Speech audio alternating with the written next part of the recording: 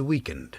The wafer then goes to the developer and the weakened photoresist is washed away, leaving only the patterned nanoscopic stencil on the wafer. The wafer is then sent through a hard bake to harden the remaining photoresist. Next, the wafer travels to other tools to undergo processing. And once these processes are completed, the wafer goes to a photoresist stripper, which uses solvents to dissolve and remove the photoresist mask layer. And that's how a mask layer is formed and then removed. The photolithography tool is one of the most important, so let's take a look at it. Inside is a UV light source, a set of lenses to focus the light, a photomask which contains the stencil or design of the layer to be patterned, and a wafer carrier. The photomask is 6 by 6 inches and, based on the dimensions of the CPU, can fit 2 copies of a single layer of the CPU design. The purpose of using a photomask with these crazy optics is because it's a reliable way to copy and paste a design for billions of nanoscopic transistors and wires onto 230 identical CPUs on a single wafer in a few minutes. After the light passes through the photomask, the UV light goes to more lenses in order to shrink down the pattern by a factor of 4 and print a single layer of the design onto the photoresist. The wafer carrier steps from position to position, printing the photomask image at each stop until all 230 chips are patterned. Let's clarify one detail. In our previous examples, we talked a lot about this CPU having 80 layers. Specifically, what we were referring to is the number of photomasks and mask layers used to create all the different layers of patterns on the wafer.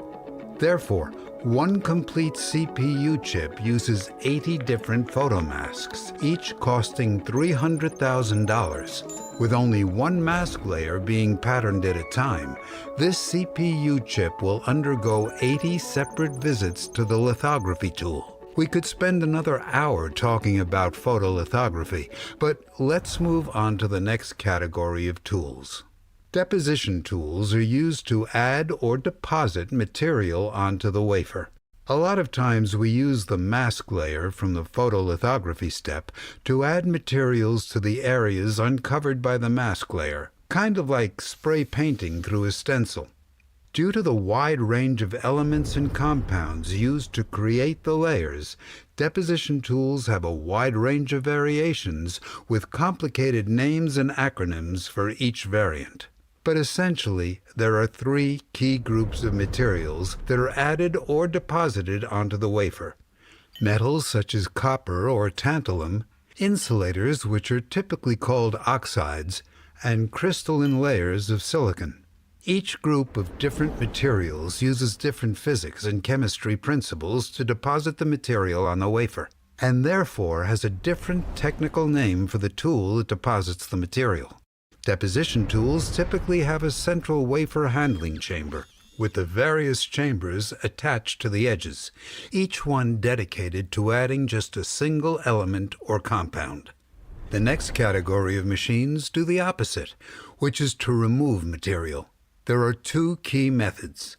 The first is etching.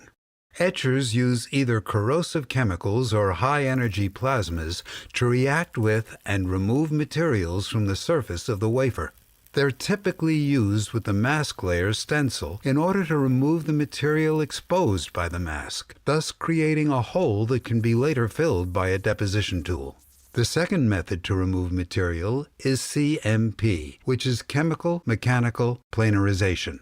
CMP applies slurry and uses abrasive pads to grind and polish away the top surface of the wafer, making it perfectly flat. CMP levels off the top layers of the wafer and is typically used as the last step in a cycle of processes in order to prepare the wafer for another layer to be added. The fourth category are tools that modify the silicon and are called ion implanters.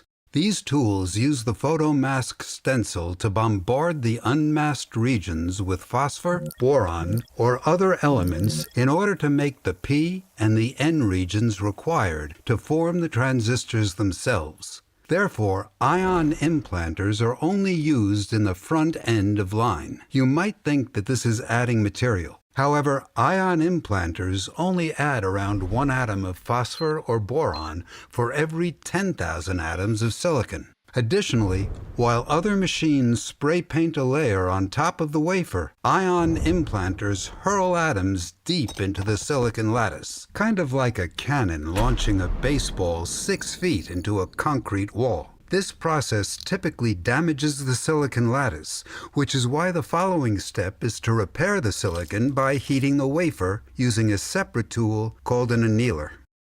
The fifth category of tools are used to clean and remove any contaminants or particles from the wafer. These wafer washers use ultra-pure water to clean the wafer and then dry it with nitrogen or hot isopropyl alcohol. Cleaning the wafer happens rather frequently in order to remove any stray particles that may have fallen onto the wafer. And finally, sixth are tools that inspect the transistors and metal layers for defects and are called metrology tools. A common metrology tool uses a scanning electron microscope with nanometer-level resolution to take pictures of the top surface of the wafer and determine if there are defects such as improperly patterned layers or particles on the surface. When fabricating an integrated circuit that takes 3 months to complete, it's important to repeatedly monitor the progress and make sure that each of the processes is being executed with nanometer-level precision. Now that we've covered each of the categories, here are the color-coded process steps along with the layout of the tools in the semiconductor fabrication plant. Let's run through the complete set of steps used to manufacture a single metal interconnect layer. First, a layer of insulating silicon dioxide is deposited onto the wafer. Next, photoresist is spread across the surface and the wafer is sent through a soft bake to remove the solvent. The wafer then travels to the photolithography tool, where the design from the photomask is transferred to each of the chips on the wafer by weakening the areas of photoresist hit by the light.